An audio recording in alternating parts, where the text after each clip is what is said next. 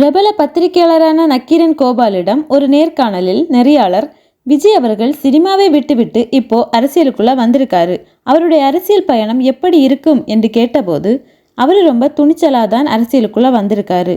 கட்சி பேரை அனௌன்ஸ் பண்றதுக்கே துணிச்சல் வேண்டும்.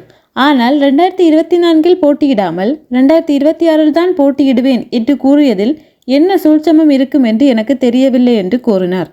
அவரோட அரசியல் எதிர்காலம் எப்படி இருக்கும் என்று நெறியாளர் கேட்டதற்கு, அவர் அரசியலில் நேரடியாக போட்டியிட இன்னும் 3 வருடங்கள் இருக்கு, அதற்குள்ள என்ன வேண்டுமென்றாலும் நடக்கலாம், ஆனால் வரேன்னு சொல்லி தைரியமாக வந்ததற்கு அவருக்கு என் வாழ்த்துகள் என்று கூறினார்.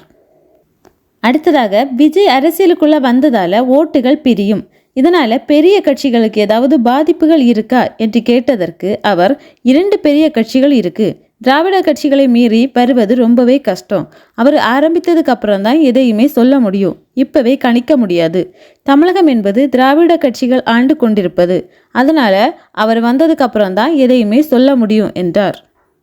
உதயநிதி அவர்களும் சினிமாவில் இருந்து தான் அரசியலுக்கு வந்தாரு.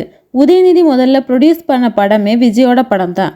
ஃபியூச்சர் வந்து உதயநிதி வெர்சஸ் விஜய்ன்னு தான் பேசப்படுது, அதை பற்றி நீங்கள் என்ன நினைக்கிறீங்க என்று கேட்டபோது, நீங்கள் சொன்னால் அப்படி கூட இருக்கலாம் என்றார்.